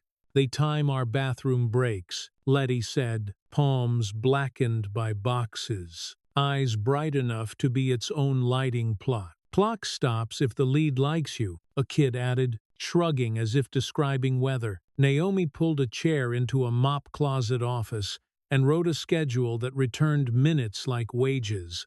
While ops pretended not to believe in miracles made of spreadsheets, back downtown, the phone blurred to life with a number out of Malaysia. A plant manager, English careful, spine straighter than the call required, reported a procurement lead who used a word the company's policy would not print. Naomi asked for timestamps, promised a translator not paid by either side, and set interviews that routed to an off-network vault where evidence goes to survive interpretation. At 7, she sat with a union rep at a plastic table that had been wiped so often it looked polished by sorrow. "We've said this for years," Alicia told her, eyes kind, voice sharp. "The camera helped this time. The policy has to help the next time. When the lens blinks, it will have teeth," Naomi said. "And gums," Alicia answered. And they both laughed once at the biology of justice. She drafted a memo in plain language and sent it to everyone with a badge. What we heard, what we're doing when. No sentiment. 5 bullet points that fit on one screen. A link to an anonymous line, staffed by strangers with good shoulders. Pushback arrived wearing cologne. A senior manager leaned in her doorway with a smirk he thought read as curiosity. "Am I allowed to mentor now?" he asked. "Or is that a liability?" And she said, "Mentoring that requires impunity isn't mentoring," and watched him weigh whether to be offended or educated. Night brought a training pilot in a room that smelled like dry erase and stale sugar. She stood in front of 30 managers who were better at roadmaps than mirrors. "This isn't theater," she said. "We're going to practice simple sentences. I'm sorry. I didn't realize. I won't do that again." Say them like adults, not as terms of service. They role-played until shoulders loosened and a laugh found the room without hurting anyone. One manager tried a joke and failed in a way that taught the next two how to succeed. Naomi left them with a checklist that didn't aspire to poetry. Ask, listen, write it down, follow up. In that order, the enforcement landed quietly, procurement lead suspended, then removed. Access cut at 14:12. Vendor notified with the respect owed to people who told the truth into a wind that has blown on their faces too long. She wrote the removal note herself. "Na flourish. We revoked your access for conduct, not optics. Consequences are permanent." Then she sat with the aftertaste, which wasn't triumph. A breeze threaded her office. Some vent she hadn't tamed, lifting the corner of the linen square. Midpoint. Same cloth. New work. Standard, not bandage. She set a stapler on it and smiled at the image policy holding down fabric, fabric holding down air, as if the room itself needed a gentle hand. A field steward candidate arrived in boots that had lived outside. Wren, former EMT, shoulders that knew how to carry without narrating it. I listened for the moment before the break. She said, "It's a sound," and Naomi hired her before HR could ask for synonyms. PR flagged a thread smoldering on the internal forum. "Witch hunt for feelings," one post grumbled, stacking fear under a fake beard of reason. Naomi typed once, sent once. Feelings aren't discipline. Behavior is. Policy will stay on the ladder. The replies cooled. The room stretched and remembered its joints. She met operations in a hallway where the lights hummed a little too high. "We'll take a hit on throughput," he warned, protective of his line. "His people, we'll take it," she said, and he nodded because numbers can forgive what dignity can't. And he'd rather live in the latter long term. A janitor pushed a cart past, the lemon of cleaner cutting through all the thinking. He saluted with 2 fingers. She returned it with the gravity it deserved. "You're making meetings shorter," he said, deadpan, and kept rolling. And Naomi let herself laugh in the space he left behind. Evening. Elliot in the doorway, sleeves still rolled from some fight he didn't bring home. "How many fires?" he asked. "Fewer. Hotter," she said, and he handed her a cup that steamed like a good decision and nodded toward the linen square. "Still keeping the wind honest," he said. "They watch the city from the window where reflections argue with streetlights. Publication next week," Johannes said, materializing like news. "All findings, redactions for names only." And Elliot said, "We will not redact what can survive light," as if he were just stating a weather report. Night deepened. The building performed its small opera elevators sighing, printers cooling, one distant laugh walking down a corridor and deciding to stay kind. Naomi gathered her bag, slid the linen square inside, and paused at the door long enough to hear the air return to whatever songrooms sing when plan replaces slogan. Pre-climax breath. A still object, a hum, her hand on the jam. At home, Elijah built a cardboard city where ramps were normal and stairs came with side quests. He taped a lightning bolt over a paper door and scowled at it until it promised to behave. Hamstrings were friendly, he reported. The chart went up, and Naomi pinned his sticker on the fridge, next to a list titled Maintenance, because some victories only count if you keep sweeping around them. She added one line before bed, the pen scratching where the quiet was warmest. "Respect is a procedure when tired." Then she turned the card over and wrote the same thing again, smaller, for the nights when large print feels like bragging. Closing echo. The linen square on the chair back, catching the small draft under the door. It lifted a fraction and settled. Personal turned social turned. Something like rule. Naomi watched it steady, exhaled once, and let the room keep the last word. The linen square lay open on her desk like a calm map. Morning light found the faint rust and turned it into coastline. Pale and honest, Naomi smoothed the crease with the side of her hand, then left it flat standard, not bandage, while the building woke with the thin thrum of vents and a copier spitting out agendas like small flags. Live stream at 10, Jonas said, leaning in with a checklist that had already forgiven 2 typos. Audit posted. The minute you say it's posted. He set a glass of water down and adjusted it until the ring aligned with the shadow the way neat people do when the hour wants to wobble. Wren stood in the doorway, boots quiet, badge new enough to shine. Warehouse. Already, she said, bathroom clocks are history. Leads rehearsed apologies that don't use weather as an alibi. Naomi nodded and wrote receipt in the margin of her pad, then underlined it because some words earn their lines twice. They walked the corridor that led to the small studio. Fluorescent lights, soft as clean teeth. The room smelled like coffee, and the faint ozone of screens. Elliot was already there, sleeves rolled, reading a 1-page with his mouth in its working shape. Publish all findings, he said without looking up. Names redacted where law insists, not where comfort requests. He placed the page on the table as if paper weighed more when it told the truth. The red tally on the camera blinked to life. Jonas counted down with fingers. Because voices make people performance proud. Naomi breathed once through her nose, felt the air cool her throat, and stepped into frame. We listened, she said. Here's what we heard, and here's what we're doing. She didn't pitch. She placed. Bathroom clocks, gone. Procurement lead removed. Reception scripts rewritten.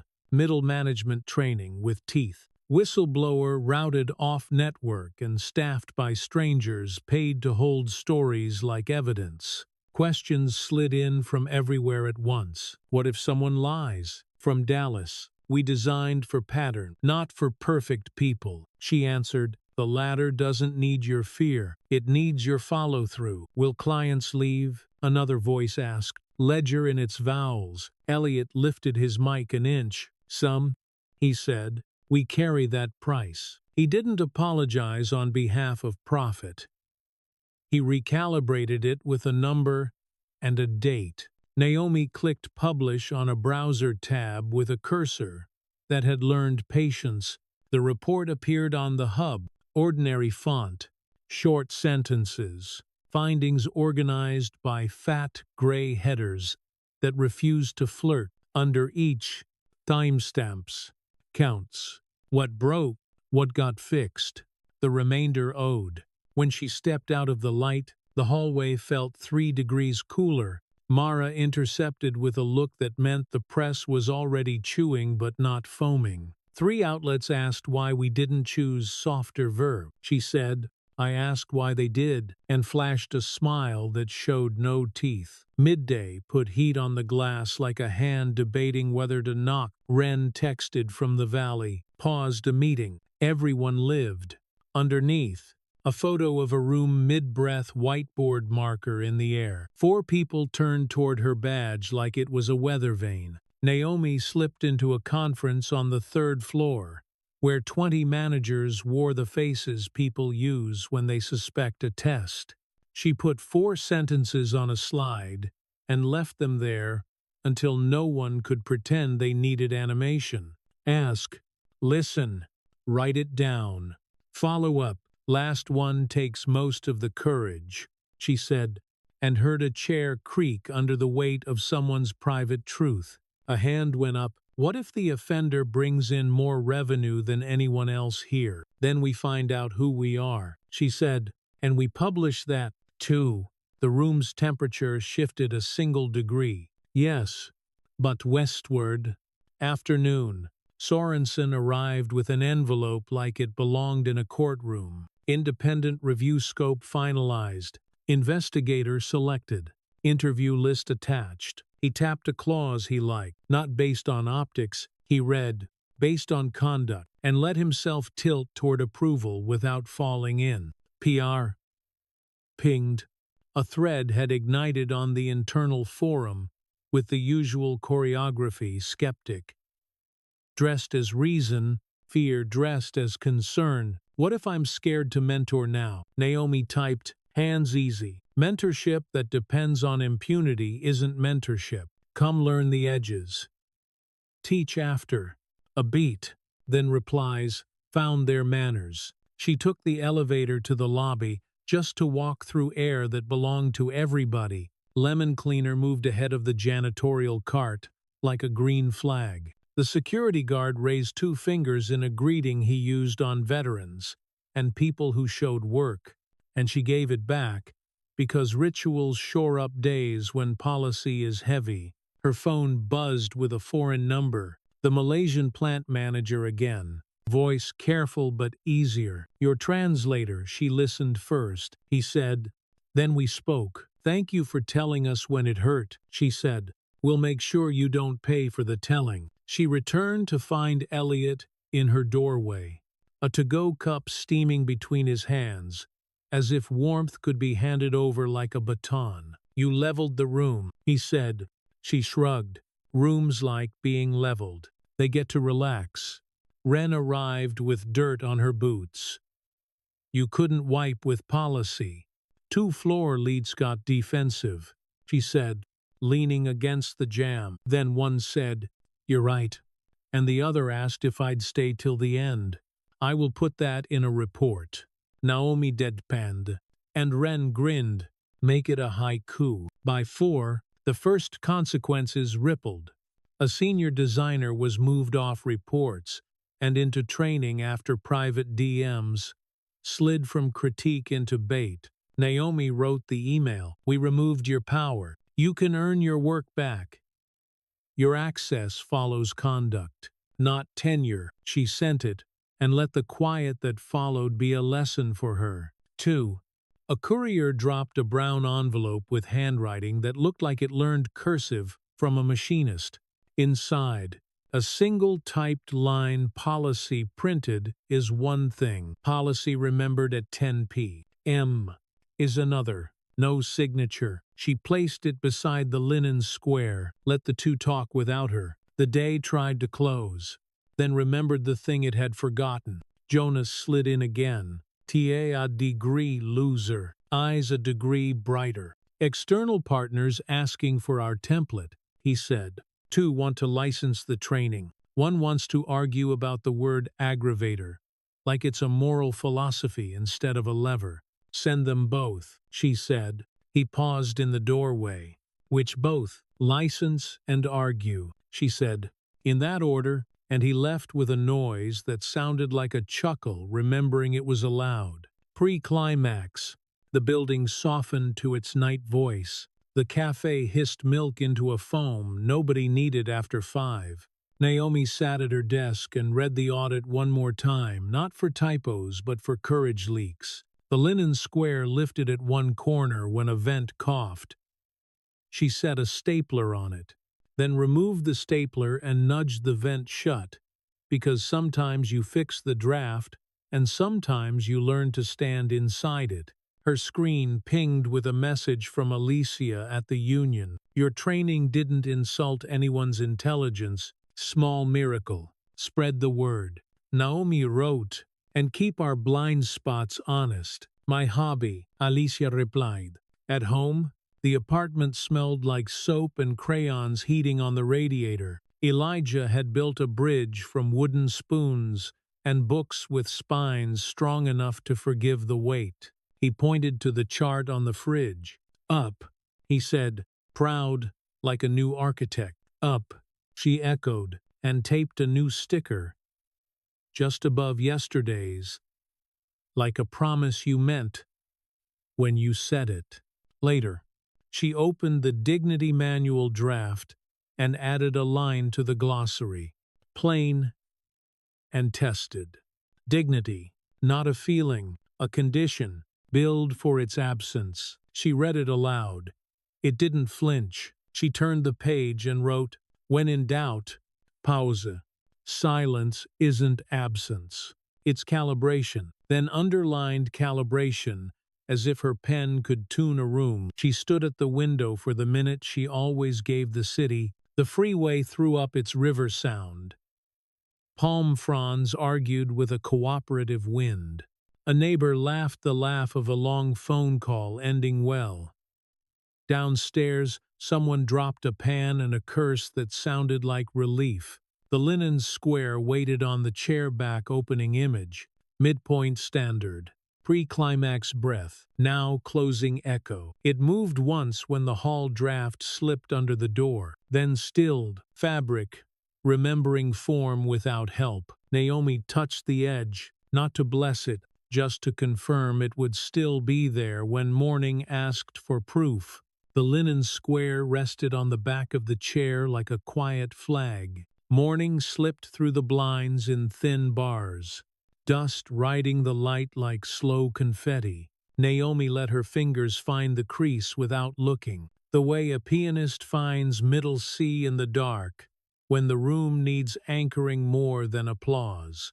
Elijah's wheels clicked at the doorway, two neat syllables of metal and intent. He wore a t-shirt covered in hand-drawn ramps, a marker, halo where he'd pushed too hard. "Graph inspection," he announced, and steered toward the fridge with the authority of a foreman who knows which beams carry the weight. "To a squares up," she said. He nodded like a man in a hard hat and stuck the new sticker with surgical care. "Policy passed," he added, a phrase he'd adopted before he ever read a clause, and she saluted him with the butt of a spoon, as if ceremony could keep a day honest. The hallway smelled of detergent and toast. "Ms." Ada waited with a soft scarf, and the kind of smile that can cover a lot of shortfalls until noon. "We're taking the long sidewalk," she promised, a coded way of saying they'd practice patience where the city asks for at least. The office was cooler by 3 degrees. Jonas had beaten the sun and a calendar, notes clipped in stacks that breathed ink and priority. "Post-publication mail," he said, dropping a bundle that looked like homework graded by strangers, "and a request from 2 competitors for our training," which is a sentence I never thought I'd like. She answered from the doorway. "License, with a clause," she said. "Use the template. Publish your audit. Don't launder the verbs." He grinned. "We're charging in nouns," he said, and walked backward, already typing the bill that would make the principal stick. Wren stood beside the window, shoes carrying a thin stripe of warehouse dust. "Paused 2 meetings yesterday," she said. "Eyes on the city. Nobody died. One person thanked me with their shoulders." Naomi nodded and wrote shoulder thanks in the margin of her pad, because some phrases show up late and deserve a chair. On her desk, the brown envelope waited with the patience of a tool. No return address, just careful block letters and a stamp leaned on by a thumb that wanted to help. Inside, a single index card typed on an old machine. "Check the room at 10 p.m. That's when policy either lives or gets lonely." She set it under the linen and left it to breathe. The Dignity Hub's dashboard blinked. New reports queued. Most small, too urgent, all precise in the way people are when they understand their story won't be put to sleep. She routed one to Sorensen for teeth and another to HR for gums. A pairing she'd learned to make without apologizing to either for the metaphor. Late morning brought a group of managers arranged in polite rows. She left the screen dark and wrote 4 words on the whiteboard with a squeak she didn't like. "Ask, listen, write, return." She underlined return until chalk dust landed on her thumb like a warning. A hand rose in the second row. "Are we supposed to catch everything?" he asked, not combative. "Tired. Catch the first thing you can," she said, Name the second. Publish the third. You're not the net. You're the person at the edge, asking the ocean to behave. The laugh that followed was thin and decent. Someone else said, I'm scared of saying the wrong thing. And she wrote, try on the board, and circled it until the circle felt like a corridor. Fear's a bad project manager, she said. It hoards time. In the afternoon, a small ceremony assembled itself without invitation. Shreya from reception arrived with a tray that failed at geometry, but succeeded at sugar. For the glossary, she said, placing cupcakes in a crooked grid. You made sentences that didn't make me tired. Naomi ate one and tasted lemon, and a memory of kindness that had been hiding in a cupboard with the mugs. Elliot's knock was the kind that asks, not assumes. He stepped in with 2 coffees and no agenda, which is a rare kind of wealth. Partners want a panel, he said, resting against the door. You'll say no, she said, and he nodded, relieved to be relieved of the performance. A line snaked outside the tiny office they'd stolen for listening hour. Wren took names without titles and placed chairs where feet could find ground. A junior developer told a story about code review with a side of chess metaphors that turned into leash metaphors by the 4th sprint. He asked, is that a thing? And Naomi said, it is today, and wrote the date in the margin where accountability keeps its calendar. Midpoint. The linen lifted at one corner. The vent had a habit, a draft that found paper-like gossip. Naomi weighed the square with the stapler, then changed her mind and closed the vent. Instead, an adjustment so small it felt like a trick, and watched the cloth settle without help. Personal turned, social turned ordinary. Pierre pinged. A columnist wanted contrition to be catchy. Decline the melody. Naomi said, offer the sheet music. Mara sent back the line as delivered. We declined the melody. Here's the score. And Naomi allowed herself one dry smile, because the joke didn't excuse anyone from practice. By 5, fatigue arrived wearing a suit. She wanted the day to hold still long enough to be counted. Instead, a ping from Malaysia. Conduct confirmed. Power removed. Training scheduled. Thank you for the translator. She replied with a word she'd learned to trust, receipt, and exhaled for exactly 2 seconds. The building softened its lights the way evening does, when nobody tells it not to. Jonas ghosted in. Union asked for co-facilitation. He said, good. She said, we'll put Alicia in front with us. We'll lose time and gain spine. He grinned and marked his chart like a man measuring weather that finally respected map. At home, the apartment wore dinner like cologne, garlic, steam. The metallic hiss of a pan telling its last story of the day. Elijah held up the bridge he'd built from chopsticks and tape, the span steady under a book that could break a lesser structure. Load-bearing, he declared. Barely, she said, and he laughed the laugh that resets rooms. He pointed to the napkin on the chair and frowned like a supervisor. It's the map, he said, and she said, and the rules? He nodded. Satisfied. Supervisors love dual-use objects. After he slept, she opened the manual, not to lecture, to sand corners. She added one line to the preface, because prefaces are for people who think they like reading, but actually like promises. This is maintenance. Then she removed 2 adjectives that had started to think too highly of themselves and replaced them with dates. Her phone vibrated with an unknown number. The transcript opened like a door. You don't need to answer. I am trying. She filed it in archive no reply. Not from coldness, from maintenance, then made a note to increase the counseling budget for staff who'd had to hold other people's learning. At 9, Wu should see. She left her coat on the chair and walked the building once. Carpet brushed her ankles like careful wind.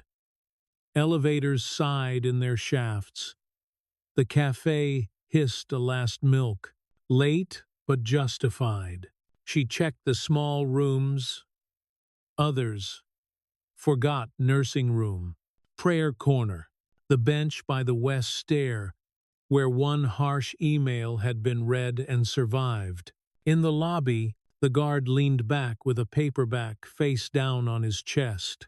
"You sleep, I'll watch," she said, passing. "You watch, I'll sleep," he countered, and they both smiled at the labor exchange that wasn't, then returned to their posts. 10 o'clock caught her in the hallway outside the small studio, the place where bad lights become useful and sentences carry weight without shouting. She pressed the door and let the cool air of machines hold her arms. The index card's line returned. "Check the room at 10 p.m." And she did, hands on the back of a chair that would hold a person again tomorrow. Pre-climax breath, she stopped at the window and watched the city breathe. The freeway's white noise rolled like low tide. Somewhere above, a neighbor practiced piano and gained courage on the second pass through a bar that had wanted to be perfect. She loved them for failing forward, where no one was grading.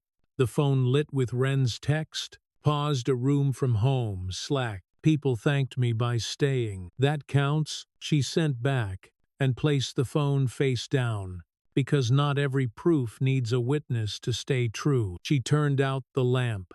The linen square glowed in outline, a pale geometry against the chair's dark back.